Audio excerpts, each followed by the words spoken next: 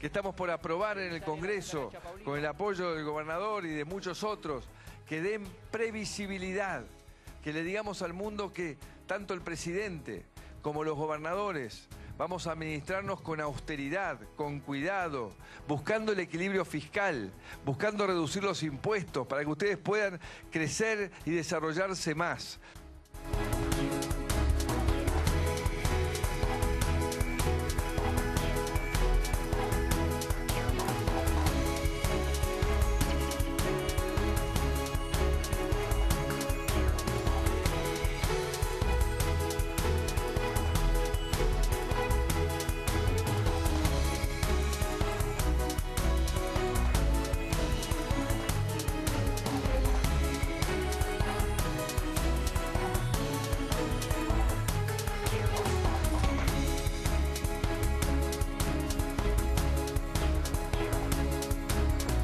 Vamos a plantear una gran movilización el día miércoles que viene en contra de la reforma y queremos que esa movilización no va a ser una movilización y un acto. Nos vamos a quedar todo el día hasta que terminen de discutir, porque si la sancionan queremos verle la cara cuando salgan los legisladores.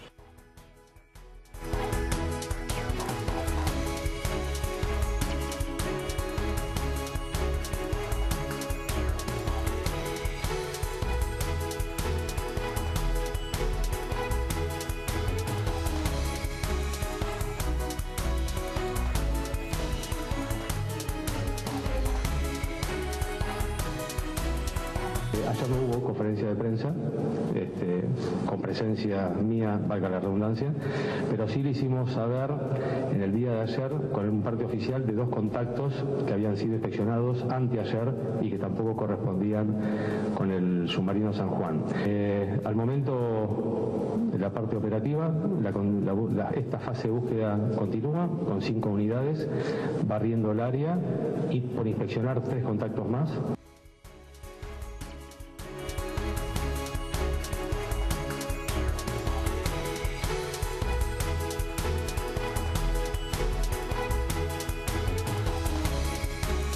¿Qué tal? ¿Cómo les va? ¿Qué dicen? Muy bienvenidos, muy buenas noches. Por intensas noches de miércoles, como nos tiene acostumbrados ya la dinámica política. Bienvenida, Lourdes. Digo a propósito de las imágenes, porque tan dinámica es la actualidad que recién teníamos un corte de Sergio Palazzo convocando un paro para el miércoles próximo por parte de la CGT. Claro, era una imagen del mediodía, todo mutó, el gobierno tras la observación de que iba camino a aglutinarse mucha gente el próximo miércoles en la perspectiva del debate por la reforma previsional que muchos objetan y cuyos votos, pese a lo que dice Marcos Peña, no están garantizados para el gobierno a esta hora de la noche, porque en particular el bloque del justicialismo se quebró, se fracturó y una parte importante no va a acompañar la iniciativa que pactaron, acordaron incluso los gobernadores. Lo cierto es que el gobierno decidió anticipar el debate, porque además estaba el temor del 19-20 de diciembre. Esto es martes 19, miércoles 20. La rememoranza de aquello del 2001. En una situación en donde la oposición ganó peso específico, volumen, y la calle lo demostró. Aglutinó lo diverso. Y entonces anticipa y convoca a sesión para mañana, sesión especial, para discutir tanto la reforma previsional como la reforma tributaria. Reforma tributaria que además tuvo cambios de último momento por la reforma previsional.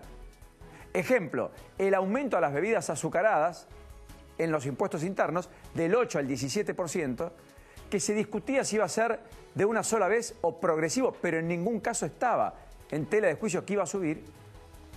Incluso se discutía si iba a ser 40 gramos o 50 gramos, a partir de lo cual, en cuanto al componente de azúcar dentro de cada bebida, se iba a aplicar ese nuevo impuesto. Lo cierto es que se borró, se evaporó hoy. ¿Y por qué? Porque cuando esta mañana toman la decisión en el gabinete de anticipar el debate para mañana, Frigerio, Marcos Peña, los que entablaron el diálogo, Massot, con los propios gobernadores a los que salieron a pedirle que respalden explícitamente la reforma previsional, porque de lo contrario, como contaba Nacho aquí ayer, lo que se cae es el pacto fiscal y la ley de responsabilidad fiscal, lo que se cae son los fondos adicionales a la provincia de Buenos Aires, pero también otras cosas, porque la reforma básicamente implica que el gobierno va a ahorrar plata en el corto plazo, particularmente en el primer semestre, para justamente darle aire a las cuentas públicas. Bueno, lo cierto es que Mansur logró, el gobernador de Tucumán, negociar que no haya impacto en su economía regional, que no se aplique el aumento a las bebidas gaseosas, principal perjudicada a Coca-Cola, pero no la única, a cambio de que sus diputados, que hay que ver si lo cumplen, mañana levanten la mano y validen la reforma previsional. Ahora, toda esta velocidad de la dinámica política de hoy terminó en la conformación de reuniones aquí y allá, en un caos al cual vamos a ir ya en un ratito, con un vallado especial de gendarmería y demás para impedir que se instale gente haciendo una vigilia que impida el ingreso de los diputados mañana para la sesión que aparentemente va a comenzar a las 2 de la tarde, porque empezó a aglutinarse gente pidiendo porque esto no pase, porque la discusión no se dé. Y allí empezaron los desmanes, empezó efectivamente el choque con la gendarmería, hubo heridos, incluso algún diputado, Leonardo Grosso, con balas de goma, que intentaban mediar y que no pudieron. Y lo más relevante es que efectivamente todo lo disperso que se había aglutinado y unificado en torno al no a la reforma previsional termina generando en perspectiva para mañana una especie de gran paro nacional. La CGT dice que en realidad el viernes va a ser el paro, si es que el mañana se aprueba la reforma. Ahora, las dos CTA ya convocaron un paro parcial y movilización. La CGT anticipó que va a movilizar también. Mañana hay paro de los trabajadores del Banco de la Provincia de Buenos Aires, en oposición a la iniciativa de María Eugenia Vidal de extender la edad jubilatoria para los trabajadores del banco. Todo esto de cara al futuro, por cierto, y que la legislatura tiene que validar. Pero además se suma a los planteos que ya había de distintos sectores que se habían volcado en las últimas semanas a las calles. O sea, traducido y pasado en limpio, los diciembres son calientes en la Argentina, sí. Ahora, la intensidad de este diciembre parecía que iba a estar menguada por el resultado del 22 de octubre, por la performance electoral del gobierno, porque había plafón para, se suponía, retomar iniciativa política y aplicar las ideas del gobierno. Bueno, todo eso en buena medida se terminó evaporando. Me voy al contacto de Matías Coronel, está allí en el Congreso, ya me meto de lleno en el diálogo con Nacho Ortelli, acá está Mario Cimadevilla. Vamos a hablar de algo que Marcos Peña también hizo alusión esta mañana en cuanto a que los juicios en ausencia son efectivamente una prioridad para el gobierno, aunque no dejó claro si esto iba a ser incorporado en extraordinarias o en ordinarias, pero es algo sobre lo cual Mario Cimadevilla viene bregando desde hace mucho tiempo a propósito de una causa, la causa AMIA, que ha tomado nuevo voltaje después de lo que contábamos anoche con esta carta del embajador, mejor dicho, del canciller iraní a la canciller o al canciller argentino. Pero lo cierto, reconociendo que claramente el acuerdo implicaba bajar las alertas rojas para los iraníes. Bueno, pero lo cierto es que el atractivo está allí en el Congreso y está Matías Coronel. Matías, ¿cómo estás? ¿Qué decís? Bienvenido, buenas noches. Sí, ¿qué tal, Paulino? Muchas gracias, buenas noches. Fíjate lo que es este gran cordón de la gendarmería, parte del cordón que se está generando a lo largo de todo lo que es los alrededores del Congreso, del Palacio del Congreso, desde muy temprano, hablo desde las 7 de la tarde. ¿Y por qué desde esa hora? Porque gente que venía de la concentración del acto 9 de julio y Avenida de Mayo, parte de ese grupo, hablamos de un 30% de esa gente, marchó hacia el Congreso. ¿Qué quería? Vos lo decías en la introducción, acampar enfrente del mismo. Obviamente la gendarmería en este intento de desalojo hubo forcejeos, los legisladores que recién nombrabas presentes aquí para impedir que esto se generara, y lo que está pasando ahora es este cordón de la gendarmería que todo hace pensar, Paulino, que se van a quedar durante toda la noche. ¿Por qué? Para evitar que el acampe no se haga en medio de la madrugada y para evitar también que las manifestaciones que vengan, los manifestantes que vengan en el día de mañana, no logren ingresar en el perímetro más cercano de la entrada, de las entradas del Congreso. ¿Los detenidos fueron liberados ya, Matías?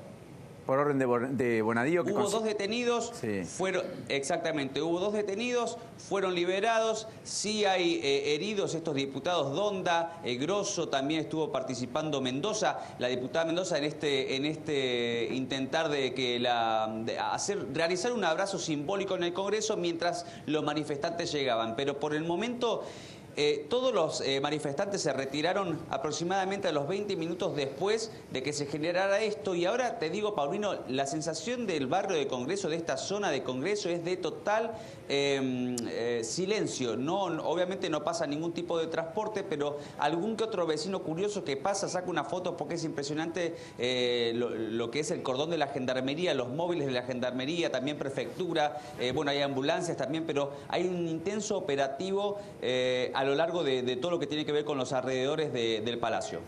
La gente se replegó, los manifestantes se fueron, ya prácticamente no quedan. Ahí veo algunas manifestantes, etcétera, muy pocos, pero la impresión es que todos se replegaron y se van a volver a congregar recién mañana. Claro, se replegaron, se generó ya todo este vallado del personal de Gendarmería. Todo indicaría que cuando la gente intente llegar hacia la puerta del Congreso, específicamente hacia la puerta de diputados, bueno, ahí van a ver claramente que no van a poder pasar, y por eso la verdad que no es difícil pensar la situación de tensión que se va a generar con el vallado de las personas de Gendarmería con la gente, porque va a venir muchísima gente, no solamente los que ya se habían convocado, sino toda la gente que obviamente con todo lo que ha pasado hoy ya viene con otra idea y con otro ánimo, ¿no? Sí, claro, definitivamente. Matías, te mando un gran abrazo, sos prioridad cualquier novedad que surja naturalmente desde allí, ¿eh? Otro para vos. Termina muy bien la noche. Matías Coronel. Bueno, Nacho, post tu impresión, bienvenido antes que nada. ¿Cómo estás, Paulino? ¿Tu impresión es que el gobierno llega con el número mañana? Yo creo que sí. Pero no por una presunción mía, sino por el pálpito que sacaban los funcionarios. Yo consulté 130 votos, pregunté y me dijeron cerca. 130 votos, hay que decirlo, implica una mayoría, digamos, ¿no? Para 129 necesitas sí. Para sesionar, 130 aprobas una ley. 129 es la mitad de uno más de la mitad. Del cuerpo, de 257. Esto suponiendo de que van a ir todos los diputados. El gobierno estuvo haciendo desde temprano muchos llamados. En principio, la estrategia de poner la sesión mañana, adelantándose a la ley de responsabilidad fiscal y al pacto fiscal, tiene que ver con esos llamados. Le dijeron a los gobernadores, si no sale la ley mañana de reforma jubilatoria, la semana que viene se cae el acuerdo fiscal que los gobernadores firmaron y que se llevaron una buena torta, ¿no? Con lo que traducido es plata. Ahora, efectivamente sí. Lo que quiero decir es, yo lo marcaba plata en el para la provincia, sí. No hay algo espurio, o al menos no me consta. Lo que quiero decir es que, de todas maneras, el problema va a ser que los diputados le cumplan a los gobernadores. Porque yo digo, no veo, entiendo que van a tener que primero conseguir el quórum. Claro. Y después de conseguir el quórum, es verdad que las ausencias pueden generar que con un número menor que el oficialismo logre la sanción de la ley, de ambas leyes. Claro. La reforma tributaria creo que tiene más plafón, el peronismo podría acompañar, sí. Porque de hecho hubo modificaciones pero que el peronismo introdujo. Después. Claro. Con lo cual, claro. Bueno, no sé si después. Porque, sí, después. Primero en el temario van a arrancar con reforma previsional. O sea, se aprueba antes de la medianoche.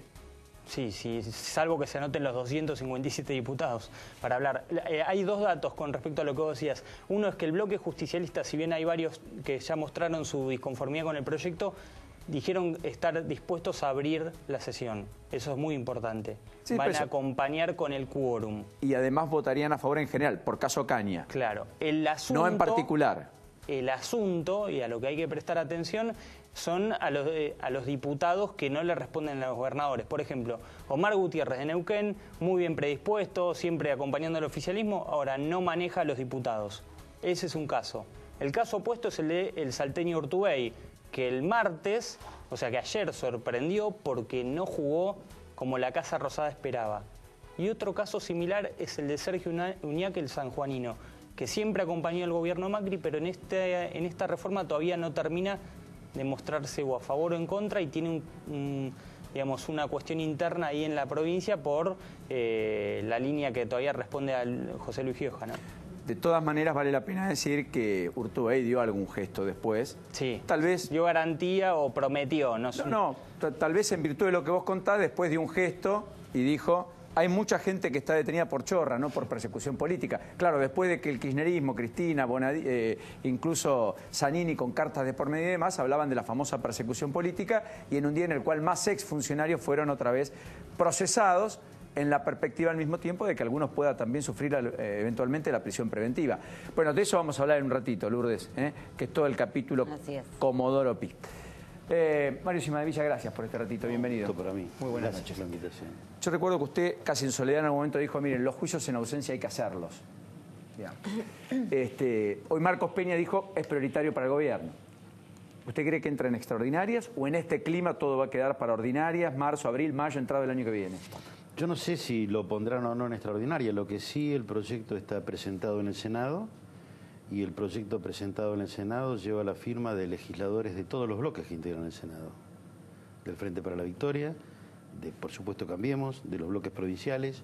O sea, no debería haber problema respecto Yo entiendo de que no debería haber problema, más allá de que pueda haber opiniones divididas en algún bloque, ¿verdad?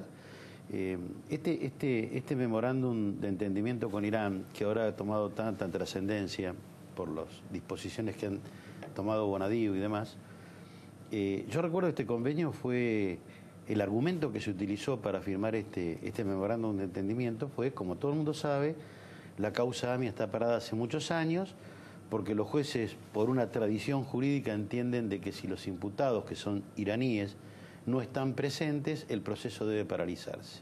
El argumento que se utilizó para justificar, más allá de los motivos ocultos que puede haber habido, fue, Timerman, yo estaba en el Senado, fue y dijo, nosotros necesitamos aprobar este memorándum de entendimiento para romper esta inercia que tiene la causa y que se siga con la investigación adelante.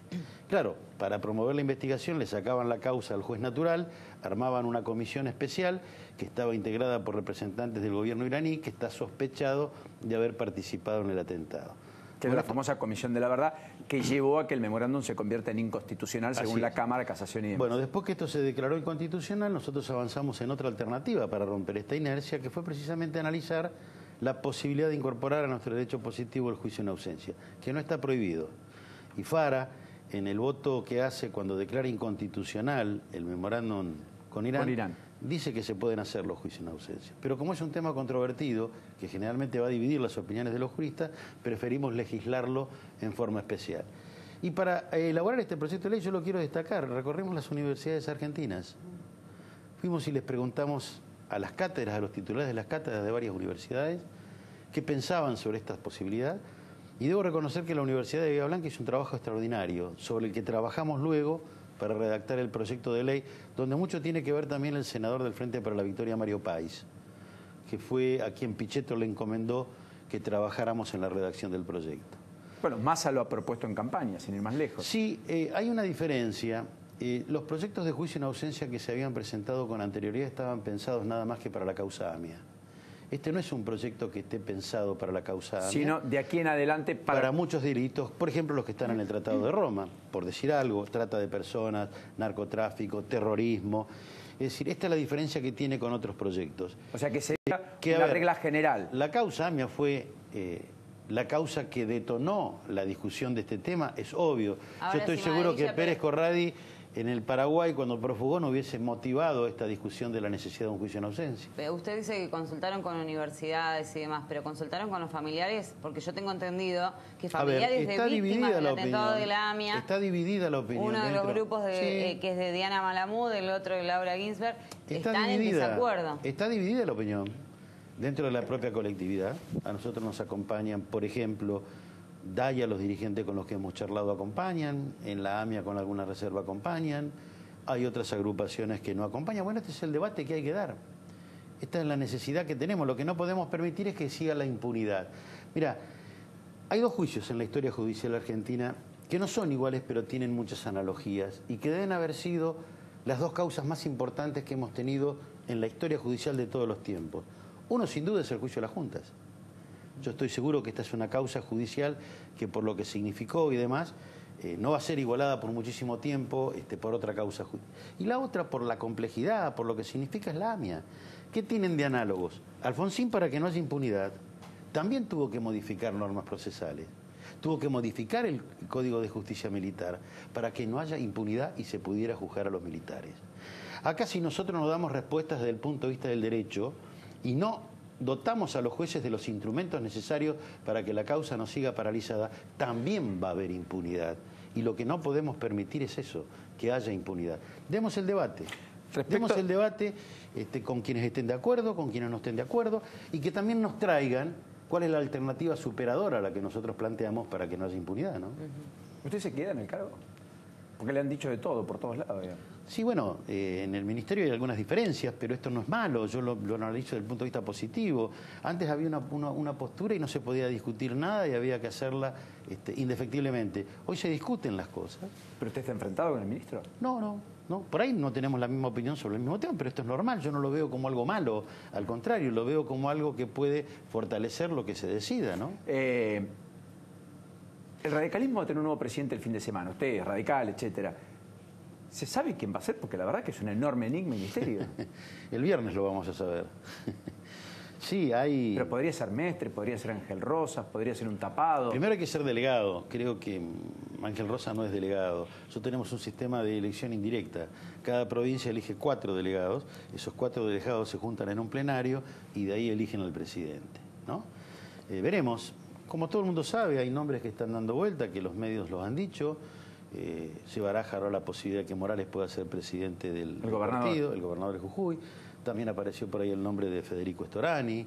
Es decir, cuando Nosiglia aparece como delegado al Comité Nacional, también aparece la posibilidad de Nosiglia como presidente. Es decir, veremos. En general Nosiglia fue un poder en la sombra. Ahora compitió él, puso la cara, se ungió y es una alternativa. Me parece muy bien. Me parece muy bien. ¿Y usted quién le gusta? Yo no voy a descalificar a ninguno porque tengo, primero, relaciones y afectos personales con todos. Esta es la discusión que vamos a tener que dar entre mañana y el viernes. Y lo que se está resolviendo más allá de la conducción del partido, ¿es si el partido va a ser una alternativa dentro de Cambiemos Electoral en el 2019 o si...? Yo personalmente pienso que el radicalismo es el socio mayoritario de Cambiemos. La figura obviamente es Macri, esto no cabe absolutamente ninguna duda. Pero, y si no, analicemos los resultados electorales de las últimas elecciones. Pero es Macri, es Vidal, Rodríguez Larreta, ahí está el trípode de poder más importante. Yo demasiado tengo con las internas del radicalismo como para meterme en las internas del PRO. No, pero no digo internas, lo que digo es que los 3 referentes más importantes de Cambiemos son dirigentes del PRO. Sí, sí, pero fíjate que la candidata más importante en el principal distrito Capital Federal fue Lelita Carrió, que no es del PRO, ¿no? A ver, el PRO tiene cuadros excelentes. Tampoco radical. Es radical, pero se fue. Ella dice que sigue siendo radical. No se puede con los peronistas, la verdad que no se puede, ¿eh? Bueno, Mario, 2 preguntas finales, apelando a la generosidad. La primera, y volviendo al tema AMIA. Las alertas rojas, como marcó el canciller iraní, ¿implicaban que quedaban cesantes con el acuerdo o como dijo y explicitó Timerman, el ex titular de Interpol, la mismísima expresidente en Twitter hoy, etcétera, eso no estaba contemplado en el acuerdo? Había un artículo que era operativo a partir de que se aprobara el memorándum, independientemente de que el Congreso después de la República de Irán lo aprobara o no, que era creo que el artículo 7 u 8, no recuerdo, que este acuerdo se iba a comunicar a las autoridades de Interpol. Sí, los alcances que se le podría dar después de esta comunicación. Bueno, esta es la sospecha que siempre hubo, si realmente la verdadera motivación de este memorándum era destrabar la inercia de la causa AMIA o avanzar en esta posibilidad o en alguna otra que tenía que ver con acuerdos comerciales o acuerdos de negociación de energía nuclear y demás, ¿no? Sí, ahora los iraníes en realidad están diciendo que no entienden los exhortos que se le mandaron, o sea, también ellos quieren eludir la justicia en cierto modo. Le consulto por el tema de los archivos desclasificados. ¿Por qué la unidad que usted maneja decidió tener la custodia de esos archivos que antes estaban en manos de la UFIAMIA? Siguen estando. Esto yo lo quiero aclarar. Porque hubo un fallo de cámara que toda la documentación, incluso presentaron un amparo que fue rechazado. Sí. Todos los archivos que se desclasificaron están en poder de los fiscales, no están en poder mío. El espacio físico donde esos archivos estaban pertenecían a la CIDE, o sea, a la que es hoy la Unidad de Inteligencia, ¿verdad? La AFI. Donde también la AFI allí tenía otro tipo de documentación que no tenían absolutamente nada que ver con los archivos de la AMIA. Lo que dijimos es, ¿por qué no se llevan todo lo que no tiene que ver con la AMIA? Nosotros nos hacemos cargo de la custodia del edificio, pero los que tienen acceso a la documentación son los fiscales, no nosotros. Todo este argumento que se dio de que pretendíamos ocultar pruebas, de que no le podíamos... es total y absolutamente falso, porque el juez Canicova Corral dispuso que esa documentación estuviera en custodia de los fiscales. Lo único que allí se hace es una tarea de cotejo de la desclasificación de los documentos que hay, pero no está en poder nuestro la documentación. Lo único que tenemos es el espacio físico. Claro, perfecto.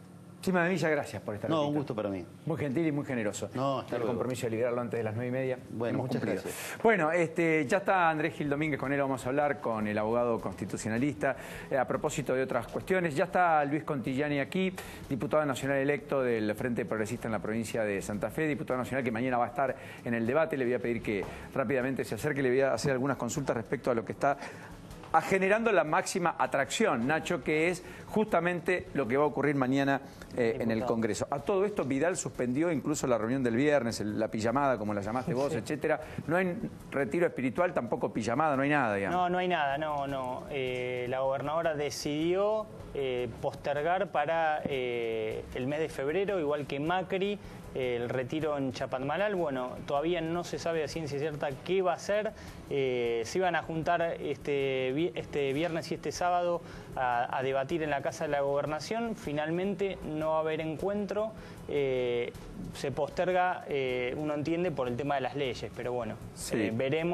Veremos tal vez, luego de que vuelva Macri y también Vidal de vacaciones, si no se adelanta. Sí, hay que ver, ¿no? Pero ciertamente da la impresión de que también está tocada la provincia por el tema, porque además si no sale la ley previsional se caen los fondos adicionales, digamos, eso le cambia la ecuación a Vidal de una manera muy drástica. 3 o 4 capítulos. Primero, no hubo acuerdo en la OMC, la reunión que aglutinó y acaparó la atención desde el domingo aquí en la ciudad de Buenos Aires, la reunión interministerial donde muchos aspiraban a validar un acuerdo casi de libre comercio entre la Unión Europea y el Mercosur, por lo menos un memorándum de entendimiento, ya que está de moda la palabra, para hacerlo en 10-15 años vista. Todo eso quedó pospuesto para el primer cuatrimestre del año que viene. Lo reconoció la propia Malcorra, pero además el gobierno argentino también, los distintos mandatarios. Michel Temer quería validarlo, firmarlo en Brasilia el 21 de diciembre. Bueno, eso no va a suceder. Por lo tanto, es ciertamente una foto que no tendrá Macri. Macri quería, como anfitrión, generar ese espacio y ser un poco el hombre que pueda llevar al Mercosur hacia ese lugar. Foto frustrada. Segunda foto. Hoy se confirmó que Paula Bertol desembarca en la Organización de Estados Americanos. Sí, confirmado. Efectivamente. La envía Marcos Peña ante la tensión que hay en el organismo, la tensión con Almagro. Luis Almagro. Sí, la envía una persona de su reunión para trabajar ahí muy fuertemente. Era secretaria de Relaciones Parlamentarias, estaba muy cerca de Peña, pese a que durante el paso en la ciudad había tenido diferencias, no era del paladar de Peña. Bueno, en estos 2 años se constituyó una persona de mucha confianza, era quien le organizaba los desembarcos a Peña en el Congreso, algo que al jefe de gabinete le preocupaba mucho, y la envía junto a Macri, obviamente, y Fulvio Pompeo, decidieron enviarla a ella a la OEA. Se va en febrero/marzo, Paulino. Vamos a ver si el gobierno plantea la idea de salir de UNASUR o no, porque digamos, hoy sobrevoló esa idea, Infobae lo publicó, algunos dicen que lo haría efectivo antes de fin de año el propio presidente, el 29 de diciembre, la verdad que es una situación de realineamiento internacional muy fuerte de la Argentina. Bueno, después hubo un cambio con Ángel Mahler en la ciudad, dejó el cargo de ministro de Cultura. Horacio Rodríguez Larreta confirmó que va a ser alguien que era el 2 de Abeluto y que se ha habido enemistado con Abeluto, pero que tiene relación directa ¿con quién? Con Peña. Marcos Peña, factotum del poder en la toma de decisiones políticas de la Argentina. Ahora, Larreta es una suerte de reciclador, ¿no? Me refiero... Todos los que expulsan el gobierno nacional los va reciclando, o todos los que quiere expulsar. Sí, Enrique Abogadro, sí. ¿No? De él hablamos, que se ha habido hace 2 meses por diferencias efectivamente con Pablo Abeluto. Bueno, finalmente recaló en el Ministerio de Cultura de la ciudad de Buenos Aires, lo nombró Horacio Rodríguez Larreta, que acaba de llegar de París, a propósito de el convite que le ha hecho a muchos alcaldes para participar de la cumbre de alcaldes dentro del marco del G20 que se va a llevar adelante en octubre del año que viene aquí en el ámbito de la ciudad de Buenos Aires. Bueno, y hay muchos problemas con el abastecimiento en la Antártida, en la base Marambio de la Antártida. Recortes presupuestarios, hay llamados urgentes, otra vez están mirando de reojo a el ministro Aguad.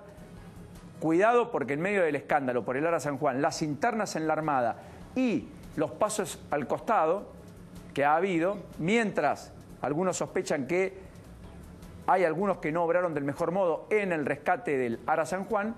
Bueno, lo cierto es que en la base Marambio hay mucha preocupación porque no hay combustible.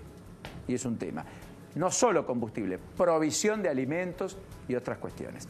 Bueno, para cerrar el capítulo AMIA, ¿hoy qué pasó en lo estrictamente judicial en la justicia? Hoy, desde lo judicial, bueno, lo más relevante fue la apelación de Cristina Fernández de Kirchner del procesamiento. Finalmente hizo la apelación del procesamiento, del embargo y de la prisión preventiva. Viste que había dicho que iban a pedir solamente la excarcelación. Es cierto, bueno, cambió.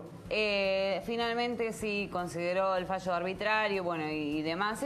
Y además, no solo se quedó con la apelación del procesamiento, sino que los abogados de Cristina Fernández de Kirchner y de Héctor Timerman, tanto Alejandro Rúa como Graciela Peñafort, fueron al Consejo de la Magistratura, denunciaron a Claudio Bonadío por mal desempeño de la función, por prevaricato y por, digamos, una imposición cruel en la cuestión de lo que fue la situación de Héctor Timerman.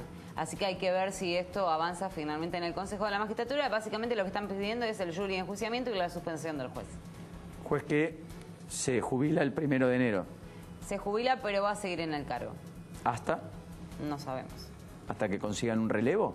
No, él tiene pensado seguir trabajando. ¿Y que va a cobrar la jubilación? No, hizo el trámite, comenzó el trámite y él, por lo que me dicen fuentes judiciales, es que él va a seguir trabajando todavía. O sea, lo único que hizo es iniciar el trámite. Claro. Va a cobrar como activo hasta el último día que trabaje, que se supone que va a ser un largo tiempo.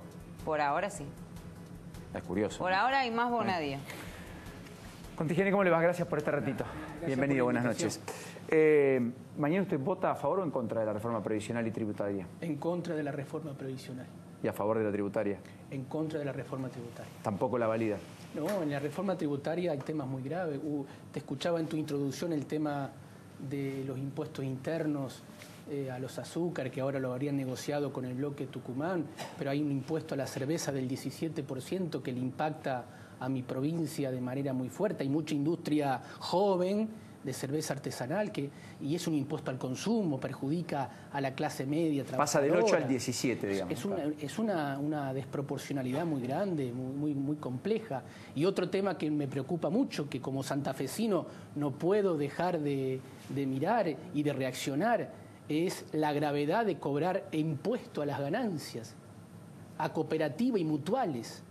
Que hasta acá estaban exentas. Que estaban exentas desde 1938 porque las cooperativas y mutuales no tienen ganancias. Jurídicamente generan utilidades que se reinvierten en la misma estructura organizativa cooperativa o se reinvierte o se le da al socio, se la capitaliza al socio, que es el que luego paga ganancias. O sea, ni las dictaduras militares en los últimos 80 años se animaron a tanto en la Argentina. Y yo creo que es un gravísimo error, yo lo decía cuando intervine ayer en la comisión que se trató el dictamen de reforma tributaria. Es gravísimo, es retroceder en la Argentina 80 años, es a contramano del mundo, del derecho comparado, del derecho constitucional, del constitucionalismo social, además de un error jurídico, no hay ganancias. Y yo creo que lo están haciendo porque hay sectores del gobierno, no todos, que suscriben esta teoría del liberalismo económico, que las cooperativas y las mutuales no tienen que tener ventajas frente a sociedades anónimas y entonces las quieren que compitan de igual forma, desconociendo que en una cooperativa hay de repente 8, 10.000, 20.000 pequeños productores.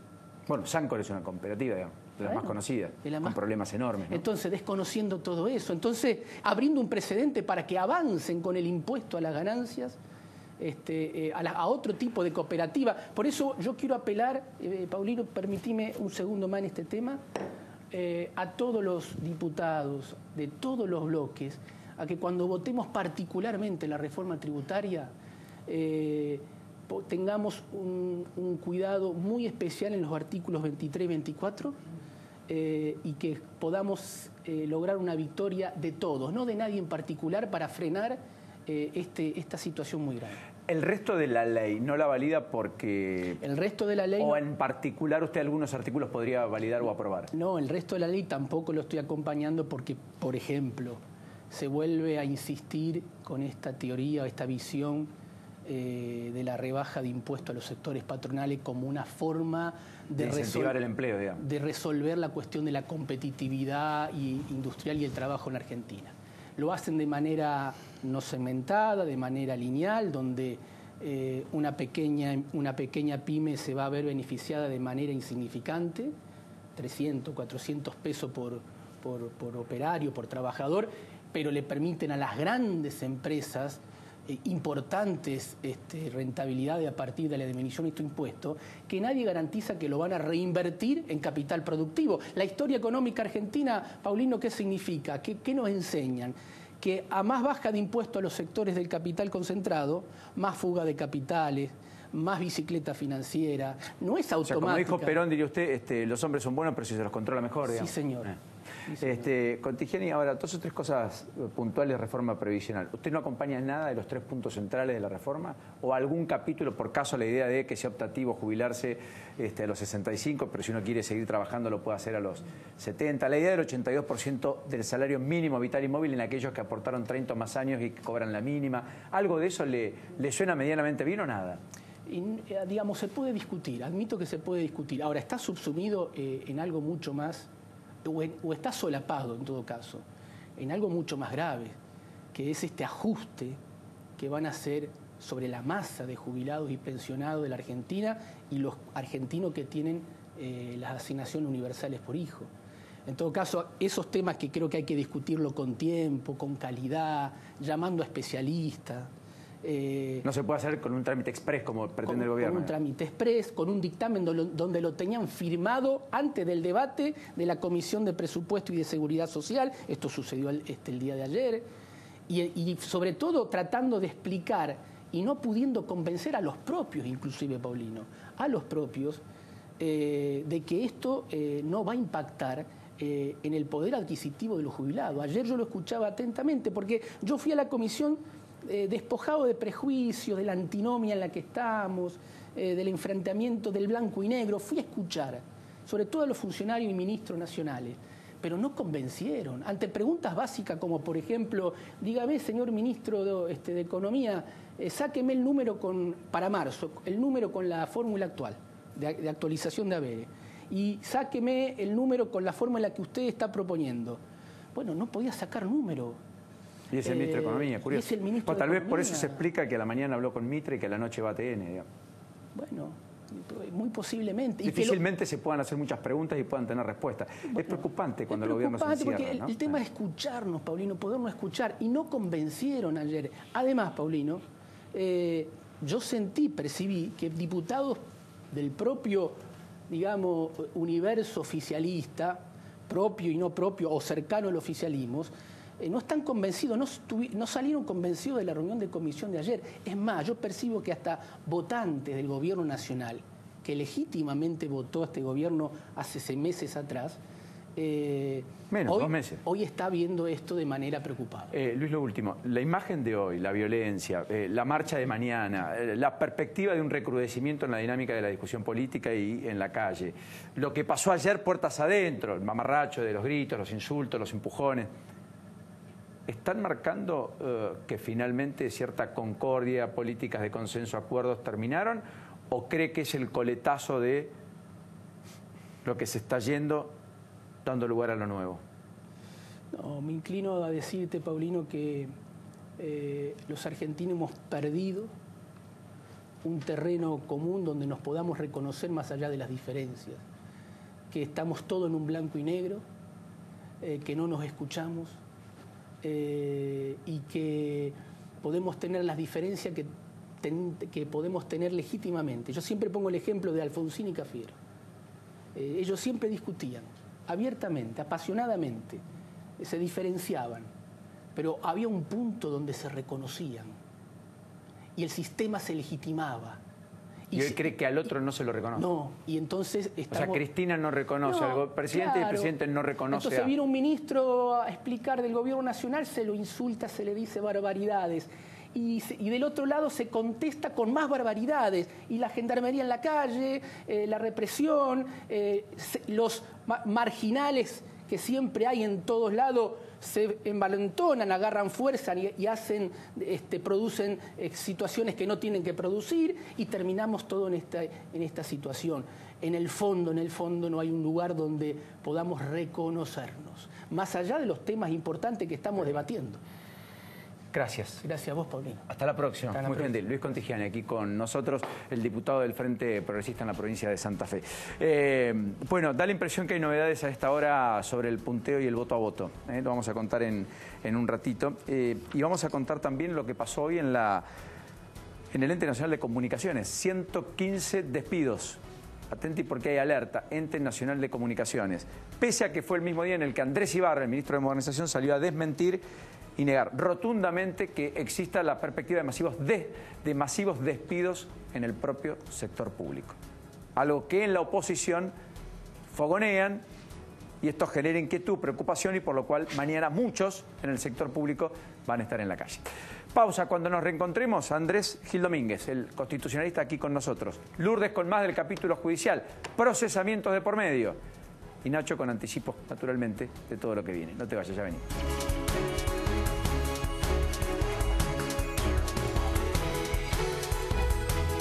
Mujeres quieren el mejor seguro para su auto, con precios especiales y el mejor servicio. Provincia Seguros, una empresa del Grupo Provincia. Arrancó la temporada de fiestas en Garbarino. Encontrá todo para festejar, con las mejores ofertas en Garbarino, garbarino.com o a través de la app. Y como siempre, con la entrega más rápida. Garbarino, pensamos en vos. UTEDIC está creciendo. El aumento sostenido de los trabajadores representados es acompañado por crecimiento edilicio. Se firmaron 39 convenios colectivos de trabajo y se crearon centros de capacitación y formación profesional. Centros médicos propios con tecnología de última generación a lo largo del país. Centros vacacionales y beneficios familiares al alcance de los trabajadores. UTEDIC está. UTEDIC, compromiso con los trabajadores.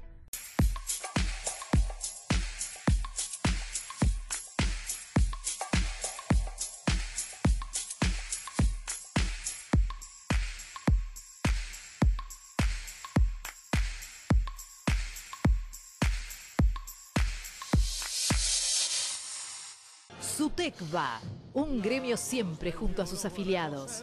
Entrega en forma gratuita de ajuares para los recién nacidos, becas en guarderías y jardines maternales, entrega de guardapolvos y útiles escolares a los hijos de afiliados en edad escolar, festejo del Día del Niño, descuento en farmacia y óptica sindical, recreación, turismo en San Clemente, Villa Gesell, Córdoba y Mar del Plata. Asesoramiento jurídico y previsional. Y para los mayores, viajes, espectáculos, entrega de canasta navideña y mucho más. Amadeo Yenta, Secretario General, 2017-2021, Municipales de Capital. Hará 15, 20 días más o menos, empezaron la obra del agua, para que el barrio tenga mejor presión de agua. Hoy en día, cuando se abre la canilla, podemos ver que tenemos buena presión de agua. O las obras que se están realizando, ¿no? Este verano, vení a Mar del Plata a disfrutar de un montón de propuestas gratuitas. Playas llenas de comodidades, entretenimiento, espectáculos y beneficios para toda la familia. Vení a Mar del Plata, que te hace feliz. Buenos Aires provincia, entre todos. Telecentro te trae 1000 megas. ¡Apa! 1000 megas en tu casa. Deja de navegar y empezá a volar. 1000 megas. La internet más rápida del país. Telecentro te conecta todo. Cuando los artistas se mezclaban en los 50s, Smirnoff hizo martinis. Cuando el hip hop se reveló en el Bronx, Smirnoff nos ofreció destornilladores. Cuando la música electrónica cambió las reglas, Smirnoff repartió tragos. Y hoy, que la cumbia se remixa, festejamos con Smirnoff Pomelo. Por ayer, por hoy y por lo que está por venir. Smirnoff. We're open. ¿Un electricista? Ah, pensar que iba a llamar a un electricista. Voy a instalar esta lámpara como que me llamo Matías Gabriel Abondio. De ojo azul. ¿Pasó algo, mi amor? No, ¿con qué? Llamamos a los de seguro. No, seguro no. Les decimos que fue mi culpa. Muy bien. Llama. Deja tu orgullo de lado y seas o no cliente de Santander Río. Contrata el seguro de vivienda Zurich Santander con asistencia domiciliaria para el cuidado y mantenimiento del hogar. Contratalo llamando al 4345-2400 online o en la sucursal más cercana. Además, autocompará tu seguro de auto y obtené un ahorro exclusivo.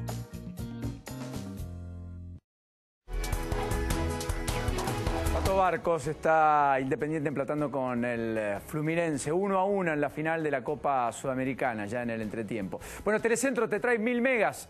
1000 megas en tu casa. Deja de navegar y empezá a volar. 1000 megas, la internet más rápida del país. Telecentro te conecta a todo. Como vos bien sabés. ¿Qué esperás? Bueno, hablando de todos, en el fútbol para todos hubo procesamientos. Así es, en este caso estamos hablando de una ampliación de procesamientos para Aníbal Fernández. Él ya estaba procesado por la jueza Cervini por incumplimiento de los deberes de funcionario. En la causa Fútbol para Todos es por la contratación de los camiones de Iveco. Bueno, hoy terminó procesado el ex CEO de Iveco en esta causa, Natale Rigano. Y se le dictó la falta de mérito a Luis Segura y a Silva, como también al nuevo CEO de Iveco. O sea, Segura, el expresidente de la AFA, le dictaminaron la falta de mérito, es decir, no queda fuera de la investigación, pero hasta ahora no hay elementos para poder procesar. Para esta segunda etapa donde fueron indagados. La primera etapa ya tenía un procesamiento. En este caso fue por defraudación a la administración, que le terminan ampliando el procesamiento y lo embargan en 50 millones de pesos. Naturalmente es una causa más complicada. Sí, claro. El mismo día que él fue hoy a notificarse de la caución que le puso el juez. ¿Te acordás que ayer contábamos de la exención de prisión? Bueno, finalmente hoy pasó por los tribunales. Lo vi muy flaco, ¿eh? Está muy delgado, Aníbal Fernández. Muy delgado, Aníbal Fernández. Hablando de procesamiento, la causa Río Turbio, ¿qué pasó hoy? En la causa Río Turbio tenemos que hablar del fiscal Stornelli, que le solicitó al juez Rodríguez que tiene que definir acerca de la resolución de los procesamientos o no en la causa justamente por el desvío de fondos de más de 500 millones por el yacimiento carbonífero Río Turbio, que procese con prisión preventiva. Él quiere que sean detenidos. Recordá que él ya había pedido las preventivas para todos y la Cámara les dio las exhibiciones a varios. No fue el caso de Julio Devido, que ya está procesado con prisión preventiva en esta causa. Lo cierto es que pide para el segundo de Julio Devido, que también está detenido pero en otra causa, que es Roberto Barata, y después pide para el rector de la UTN, para Martín Goicoechea, para Miguel Larregina, el ex gerente de ICRT, y escucha esto, para Atanasio Pérez Osuna. ¿Quién es Atanasio Pérez Osuna? El ex interventor de ICRT, actual intendente de Río Turbio. Es el ex interventor de yacimientos carboníferos Río Turbio. De Río Turbio. Lo que está contando Lourdes es que hay un intendente que está procesado, y lo que está diciendo Lourdes también, no menor, es que el 2 de Devido aparece más complicado a partir de lo que el fiscal ha planteado. Así es, porque si bien a Barata en su momento le habían dado la exhibición de prisión en esta causa, al único que habían, le habían dicho que tenía que estar detenido era a Julio Devido y que tenía que ser desaforado en su momento, ¿te acordás que se generó todo esto? Por eso estaba detenido él, por esta causa. Bueno, ahora dice que Roberto Barata también, que cualquiera de estas personas por las que él pide el procesamiento y la prisión preventiva de estar en libertad podrían entorpecer la causa. Wow, ¿lo resuelve el juez mañana? Lo resuelve en estos días. Pasado. Antes de fin de año, seguro. Antes de la feria. Antes de la feria, sí. Andrés, gracias por este ratito. Gracias por la invitación. Bienvenido. Bueno, otros temas, ¿no? Primero, hay una discusión sobre la justicia. ¿La querés válida? Sí, me parece que siempre una discusión sobre mejorar la justicia o sobre el accionar de la justicia por el rol que cumple una sociedad democrática es positiva porque va a conmover ciertas situaciones y quizás la pueda hacer mejorar.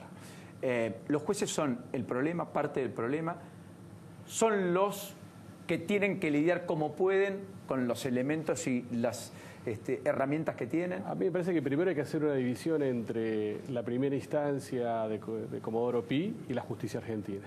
Son como dos mundos distintos. O sea, Comodoro Pi es uno y el resto es otro. Son dos realidades distintas, manejan situaciones distintas y tienen un poder distinto.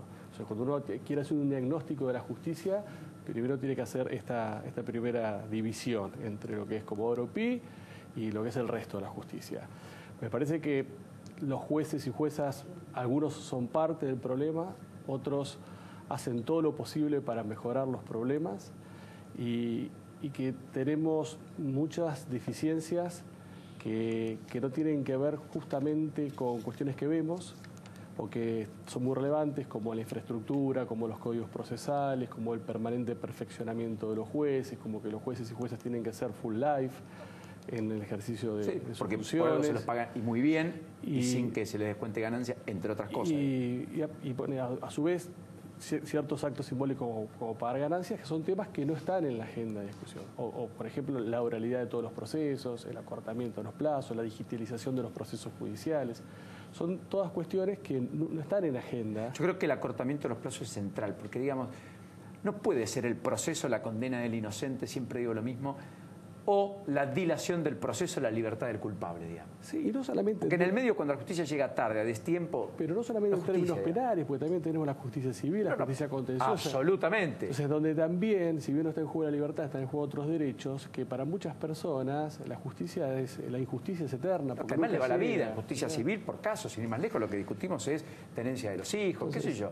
Me parece que patrimonio. Nos demos un debate en donde cómo podemos mejorar, agilizar, hacer más eficiente la justicia en un paquete global y teniendo en cuenta las nuevas tecnologías, y teniendo en cuenta la digitalización, y teniendo en cuenta los algoritmos inteligentes, teniendo en cuenta tantas herramientas hoy que están en otros ámbitos que la justicia parece que no pueden entrar. ¿Y el gobierno lo ve enfocado en estos problemas reales o lo ve enfocado en una dinámica de condenar al que no se portó del todo bien, como todo gobierno, y poner a los propios? Me parece que este gobierno por ahora está enfocado, como se han enfocado la gran mayoría de los gobiernos, en el corto plazo y en la solución política de los temas que se van dando día a día. Me parece que no hay porque para poder hacer una reforma del sistema judicial integral, esto tiene que ser una política de Estado, esto tiene que ser parte de un acuerdo integral con todas las fuerzas políticas y que tiene que tener un cierto sentido de perdurabilidad. A mí me parece que el gobierno lo veo enfocado más allá de este planteo ampuloso de la justicia 2020. No pensemos en la justicia 2020, pensemos en la justicia mañana 2018.